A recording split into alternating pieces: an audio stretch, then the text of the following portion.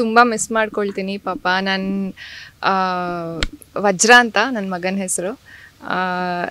ತುಂಬಾ ಕೋಆಪ್ರೇಟಿವ್ ಮಗು ಅಂತ ಹೇಳ್ಬೋದು. ಪಾಪ ನಾನು ಅವ್ನು ಎದ್ದೇಳೋದಕ್ಕೆ ಮುಂಚೆನೇ ಮನೆಯಿಂದ ಹೊರಟಿರ್ತೀನಿ ನಾನು. ಆ್ಯಕ್ಚುಲಿ ಇನ್ನೂ ಫೀಡ್ ಮಾಡ್ತಿರೋದ್ರಿಂದ ರಾತ್ರಿವರೆಗೂ ಇರ್ತಾನೆ. ರಾತ್ರಿ ಮಲ್ಕೊಳ್ಳೋ ಟೈಮಲ್ಲಿ ಅವನಿಗೆ ಬೇಕು ಅನಿಸ್ಬಿಡತ್ತೆ. ತುಂಬ ಅಂದರೆ ಅವನಿಗೆ ಜಾಸ್ತಿ ಅನಿಸಲ್ಲ. ನಾನು ಹೋದ್ಮೇಲೆ ಕೇಳ್ತಾನೆ, ಅಮ್ಮ ತನು ಅಂತ ಕರಿತಾನೆ ನನ್ನ. ಅಮ್ಮ ತನು ಶೂಟಿಂಗ್ ಹೋದ್ಲಾ ಅಂತ ಕೇಳ್ತಾನೆ. ಒಂದು 2 ನಿಮಿಷ ಅಳ್ತಾನಂತೆ. ಅತ್ತ ಮೇಲೆ ನನ್ನ ಹಸ್ಬೆಂಡ್ ಇರ್ತಾರೆ, ನಮ್ಮ ಅತ್ತೆ ಇರ್ತಾರೆ. ಅವ್ರು ಸಮಾಧಾನ ಮಾಡಿದ್ರೆ ಅಂದರೆ ಆರಾಮಾಗಿರ್ತಾನೆ ಆಮೇಲೆ ಆಟಾಡಿಕೊಂಡು. ಬಟ್ ನಾನು ಇಲ್ಲಿ ಸೆಟ್ಟಲ್ಲಿ ಏನೋ ತುಂಬ ಒಂದು ಇಂಟೆನ್ಸ್ ಸೀನ್ ನಡೀತಾ ಇರುತ್ತೆ. ಕಾನ್ಸಂಟ್ರೇಟ್ ಮಾಡಿ ಮಾಡ್ತಾ ಇರ್ತೀವಿ.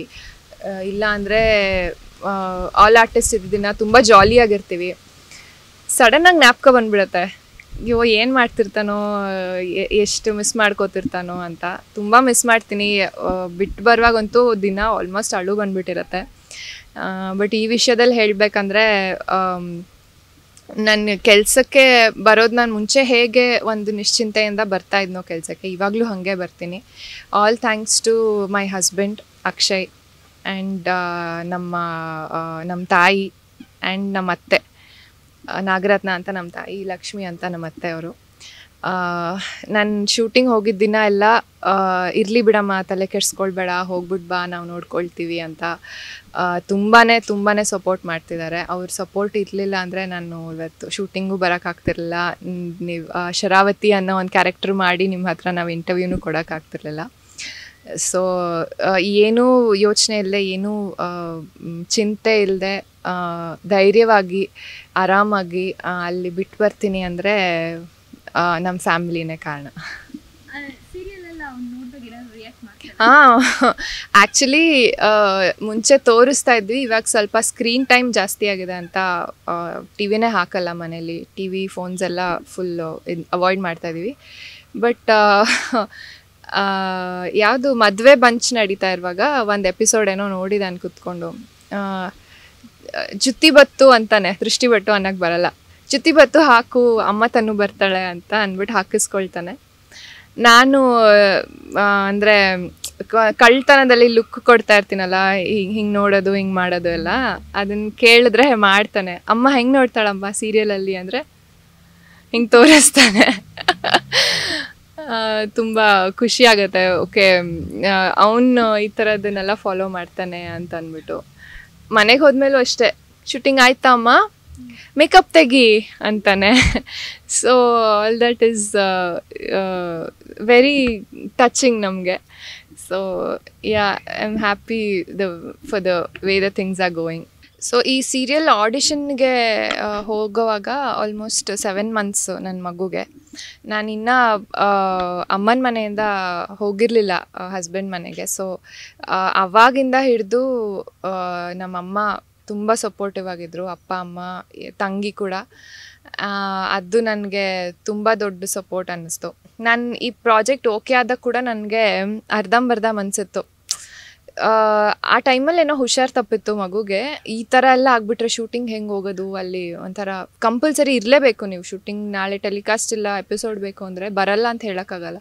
ಸೊ ಈ ಥರ ಎಲ್ಲ ಸಿಚುವೇಶನ್ಸ್ ಬಂದುಬಿಟ್ರೆ ಹೆಂಗೆ ಅಂತ, ಇಲ್ಲ ನೀನು ಹೋಗು, ಮ್ಯಾನೇಜ್ ಮಾಡೋಣ, ಹೋಗ್ತಾ ಹೋಗ್ತಾ ಅವನಿಗೂ ಅಭ್ಯಾಸ ಆಗುತ್ತೆ, ಏನೋ ಒಂದು ಮಾಡೋಣ ಅಂತ. ಪಾಪ ನೈಟ್ ಶೂಟ್ ಇದ್ದಾಗ ಅಮ್ಮ ಹಸ್ಬೆಂಡ್ ಎಲ್ಲ ಬಂದು ಶೂಟಿಂಗ್ ಸೆಟ್ಟಲ್ಲಿರೋರು. ಅವನು ರಾತ್ರಿ 11 ಗಂಟೆ ಮೇಲಾಯಿತು ಅಂದರೆ ಸೆಟ್ಗೆ ಕರೆಸ್ಕೊಳ್ತೀನಿ. ಯಾರಾದರೂ ಒಬ್ಬರು ಫ್ಯಾಮಿಲಿಯಿಂದ ಬಂದು ಮಗು ಜೊತೆ ಇದ್ದು ಅವನು ಎದ್ದಾಗ ಒಂದು ಸ್ವಲ್ಪ ಹಾಲು ಕುಡಿಸೋದು ಮತ್ತೆ ಮಲ್ಕೊತಿದ್ದ. ಆ ಥರ ಎಷ್ಟೊಂದು ಸಲ ಮಾಡಿಬಿಟ್ಟಿದ್ದೀವಿ.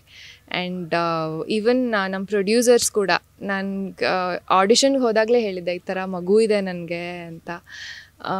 ಹೇಗೆ ಮ್ಯಾನೇಜ್ ಮಾಡ್ತೀರಾ ಅಂತ ಕೇಳಿದ್ರು. ನಾನು ಸೆಟ್ಟಿಗೆ ಕರ್ಕೊಂಡು ಬರ್ಬೋದಾ ಅಂತ ಕೇಳಿದ್ದಷ್ಟೇ. ಖಂಡಿತ ಕರ್ಕೊಂಡು ಬನ್ನಿ, ನಮ್ಮ ಸೆಟ್ಟಲ್ಲೇ ಬೆಳೀಲಿ ಮಗು ಅಂತೆಲ್ಲ ಹೇಳಿ.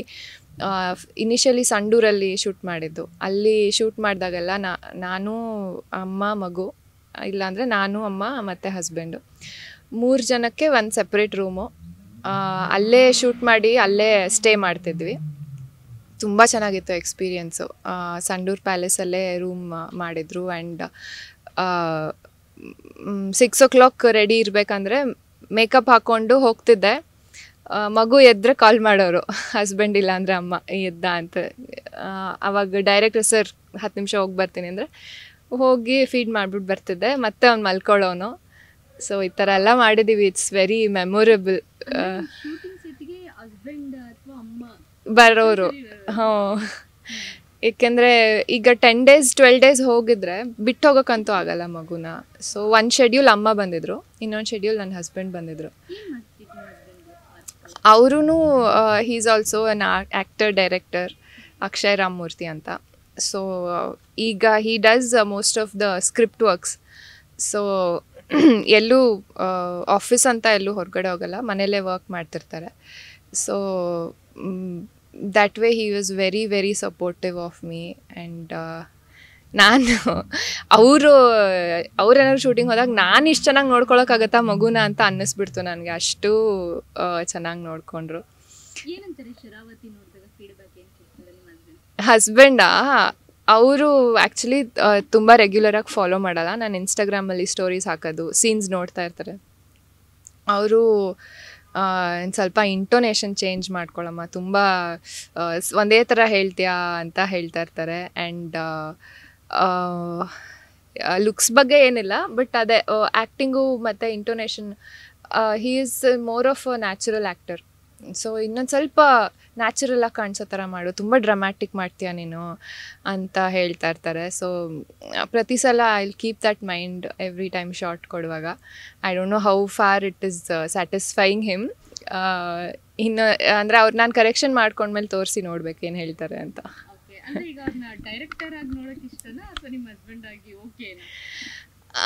I like him both ways. He is fantastic both the ways.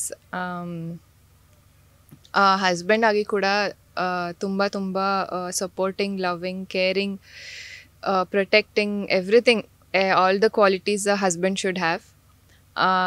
Director ಆಗಿ ಕೂಡ we have a theatre team, Taksh theatrics ಅಂತ. ಇದು ಮದುವೆಗೆ ಮುಂಚೆ ಮಾಡ್ಕೊಂಡಿದ್ದು. ಸೊ ಆ ಟೀಮಲ್ಲಿ 3 Roses ಅಂತ ಒಂದು ನಾಟಕ ಮಾಡಿದ್ವಿ. ಆ ನಾಟಕದ ಸ್ಟೇಟ್ ಲೆವೆಲ್ ಕಾಂಪಿಟೇಷನ್ಗೆ ಹೋಗಿದ್ವಿ. We won the best play award.